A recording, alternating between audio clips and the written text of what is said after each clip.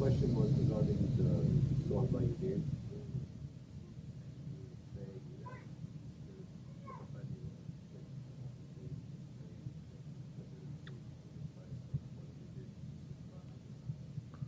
Sultan Abdulaziz would pay, yes. Sultan,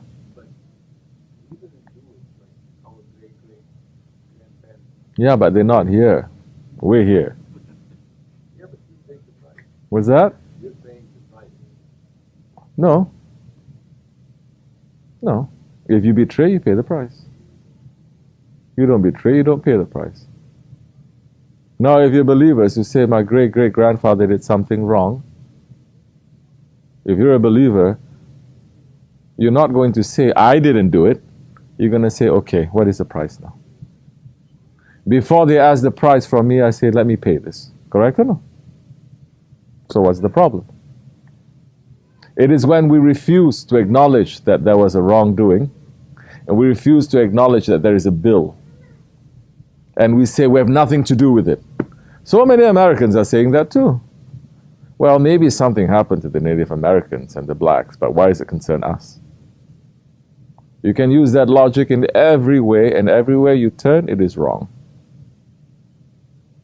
Especially if it concerns your own people that you know. Your son does something, why do you have to pay? The terrorists do something, why do we have to pay? Everyone is implicated because you are part of the group. In fact, any person who does something wrong in this world, we are also responsible. Because the believer, if another believer feels a pain from one side of the world, he must also feel the pain. That also means that if a believer does something wrong, the other believer is also responsible if his belief is of a higher station. Which is why, who are our role models? Our role models are not people who try to slick away and say, I'm not responsible. It's not me. Our role models are those ones who says, yes, I'm responsible. Although that one did, I'm responsible. Who? As Hazrat Umar is. Hazrat Umar saying, 1400 years ago, if there was a wolf on the other side of the Tigris River who is starving to death, Allah is going to question Umar on Judgment Day. Now, that is our role model we try to be. And Allah is always saying, you take one step towards me, I will take 10 steps towards you. Take one step towards me, I will take 10 steps. He's not saying, pay the price. These days, to even tell people that there is a price, that we did something wrong, the immediate reaction is disbelief. I don't care. Disobedience, more arrogance, more stubbornness. Majority is like that. It's not a astaghfirullah. May Allah forgive. Just to say astaghfirullah, may Allah forgive me. Maybe that was one step that Allah is just asking us. Because what else can we do? Why do you think we're always sending our people sometimes to go to Turkey, to go visit the tombs of the Khalifas? We're not going there to become idiots, to just say, I want this, I want this, I want my children to be married, I want a better job, I want more money, I want my desk to be clearer. You're going and you're asking cheap things like that. You think they don't know? We're going to say, ask forgiveness from them. Because none of the Ummah is going to ask forgiveness from them.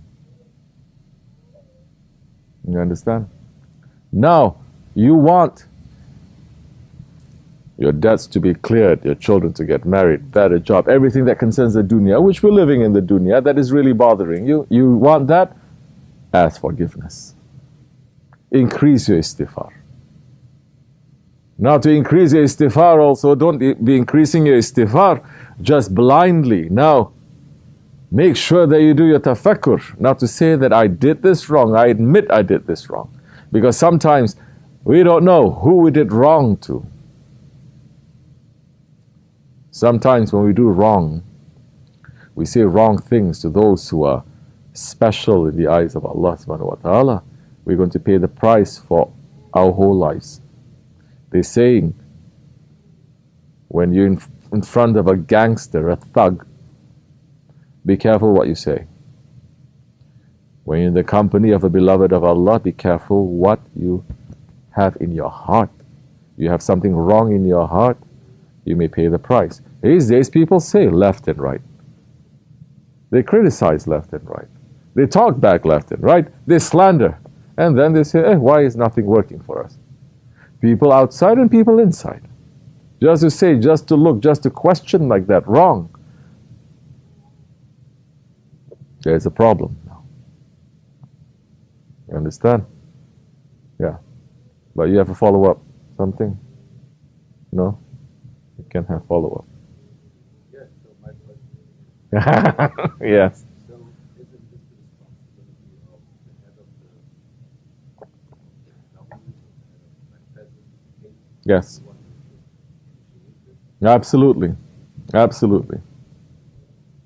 But it doesn't bring us dishonor now when those ones that the heads, they don't even know what kind of lineage they come from.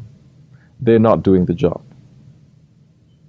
Those ones who are holding the positions of authority in religion, they don't even know. Their lineage doesn't last too long, too far back. They came into power because the Khilafat fell. And everything that came with the Khilafat for over 1,000 years, they destroyed everyone and they brought new ones to be in power. And they became in power because they collaborate with those ones who brought the Khilafat down. So they're not asking.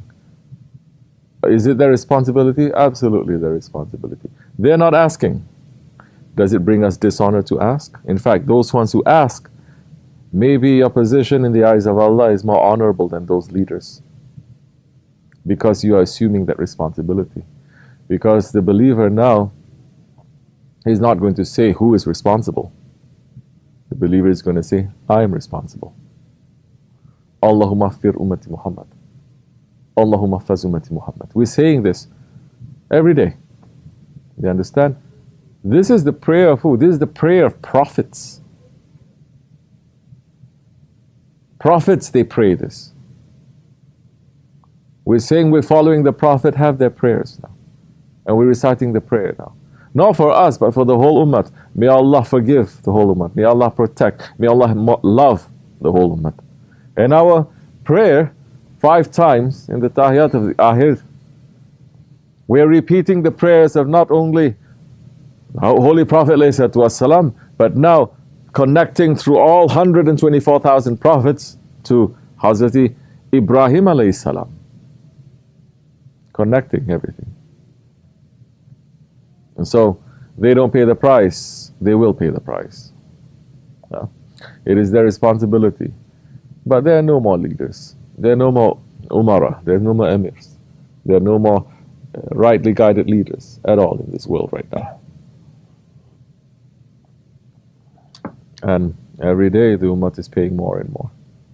Because they're not living by Islam, not living by justice, not living by mercy. It's living by capitalism.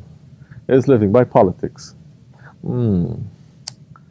What happened? 1 million Muslims, they are put into concentration camps. Why are you not saying something? You are president, calling yourself president of an Islamic republic, which is another foolishness. Islam is a different set of government. Republic is a different. Republic is against to the king. Why are you not? Well, we're friends with them. They have their own way of doing things. They help us so much. So, we're not going to say anything in public. They're even afraid to speak the word of Haqq where they should be speaking the word of Haqq. Not only that, so many, everyone, all the Muslim countries now. So because you're separating, they're saying, oh, America, no more the big boss. Someone else is big boss. So they're separating, East and West, starting to face off each other. Looking like the West is becoming weaker and weaker. Now the East becoming more and more. There is going to be a standoff. Don't worry, we're in the right place. The sun is going to rise from the west, not from the east, in the Akhir Zaman.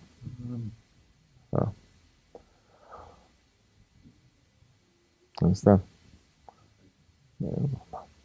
May Allah forgive us, inshallah.